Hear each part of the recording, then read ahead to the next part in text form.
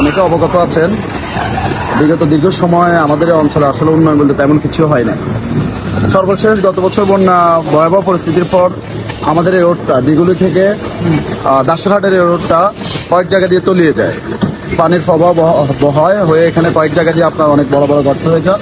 বন্যা পরবর্তী আমরা এটা নিজেদের উদ্যোগে শহীদুদ্দিন চৌধুরী অ্যানিবের সাবেক আমাদের এমপি, উনি যখন ত্রাণ দিতে আসেন উনি দেখে গেলেন যে এখানে ভয়াবহ পরিস্থিতি। পরবর্তীতে ওনার নির্দেশে আমরা এই রাস্তার সংস্কার কাজ করি এবং এই পর্যন্ত আমাদের রাস্তার এখনো কোনো টেন্ডার কিংবা কোনো কিছু এভাবে আমরা দৃশ্যমান হয় নাই। তো শুনছি যে একটা বাজেট হয়েছে, বাজেটে এখনো 5 মাস দেরি হবে।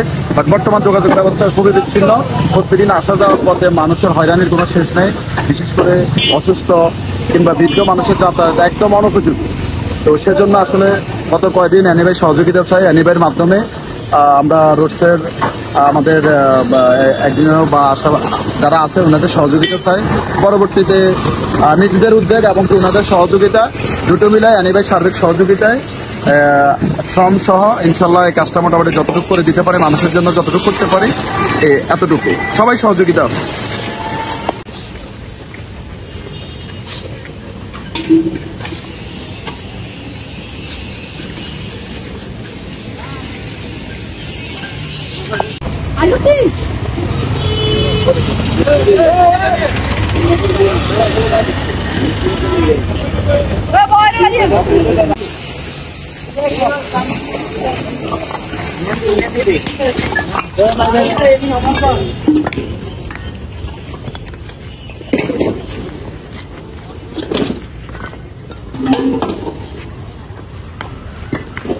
আপনারা দেখছেন দৈনিক কর্ণকণ্ঠ, সবার কথা বলে।